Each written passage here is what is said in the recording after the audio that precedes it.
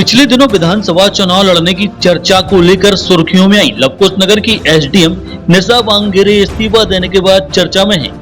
इस बार उनकी चर्चा सरकार की तरफ से नोटिस थमाए जाने के कारण है। दरअसल सरकार ने उन्हें भोपाल में आवंटित आवास तत्काल खाली करने को कहा है। नोटिस के बाद उन्होंने कहा है कि मुझे पहले से अंदाजा था कि इस्तीफा देने के बाद सरकार मेरे खिलाफ साजिश करेगी और मुझे प्रताड़ित करेगी, और वैसा ही हो रहा है। मुझे भोपाल स्थित शासकीय आवास खाली करने का नोटिस दिया गया है।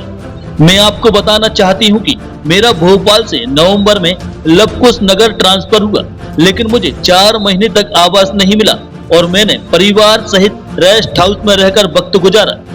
जब तक मुझे आवास नहीं मिलता तो मैं भोपाल से सामान नहीं ला सकती थी।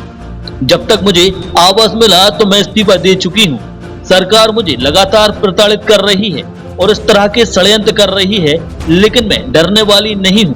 बार बार अभी मुझे मीडिया बंधुओं के फोन आ रहे हैं कि सरकार ने आपको एक नोटिस दिया है जिसमें लिखा है कि आचरण नियम का उल्लंघन करके मैंने मकान पर अवैध कब्जा कर रखा है भोपाल में।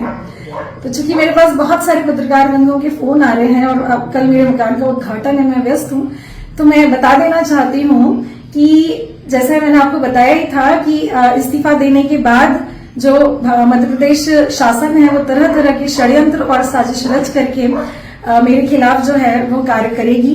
और आप देख ही सकते हैं कि किस तरीके से मेरे इस्तीफे के बाद लगातार नोटिस पे नोटिस दे रहे हैं, जबकि ऐसी कोई बात ही नहीं है और मुझे इस्तीफा के पहले आज तक कोई नोटिस भी नहीं मिला। और इस संदर्भ में यही कहना चाहूंगी कि मेरा जब ट्रांसफर नवंबर में भोपाल से छतरपुर हुआ तो मुझे 4 महीने तक छतरपुर पर आवास आवंटित ही नहीं हुआ। मैं अपने परिवार के साथ रेस्ट हाउस में रहती थी, तो ऐसे में जब 4 महीने तक मेरा साढ़े चार महीने तक जब आवास नहीं था तो मेरा सामान कहाँ रहेगा। तो मेरा सामान जहाँ मेरी उसके पहले की पदस्थापना थी उसी घर में रहेगा।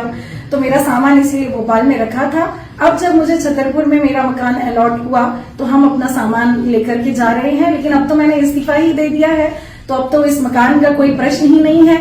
और मैं बताना चाहूंगी शासन की नीतियों को देखिए और शासन का रवैया देखिए कि भोपाल के शासकीय आवासों में कई लोग बिना आवंटन के जो हैं वो सरकार के नुमाइंदे और बहुत सारे लोग जो हैं बिना अलॉटमेंट के वहां रह रहे हैं, उन पर कोई प्रश्न चिन्ह नहीं उठाता और अवैध रूप से वो रह रहे हैं, उनको संरक्षण मिल रहा है। तो आप शासन की नीतियों को देख सकते हैं कि किस तरीके से मुझे जो है वो जानबूझ करके परेशान किया जा रहा है।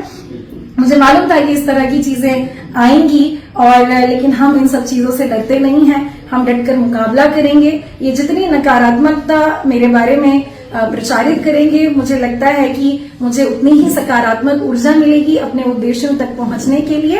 इसीलिए मैं सभी मीडिया बंधुओं को सभी को बताना चाहती हूं कि जब मुझे इस नौकरी से ही मोहब्बत नहीं है तो मुझे उस आवास से क्या होगा। तो मैं वो आवास तो खाली कर ही दूंगी अपने इस कार्यक्रम के बाद। तो ये सरासर जो है ये सरकार का जो है ये तानाशाही रवैया है और तानाशाही पूर्ण ये पत्र है, और इस तरह के पत्र और आगे आते भी रहेंगे, ये षड्यंत्र रचते रहेंगे, लेकिन हम घबराने वाले नहीं हैं।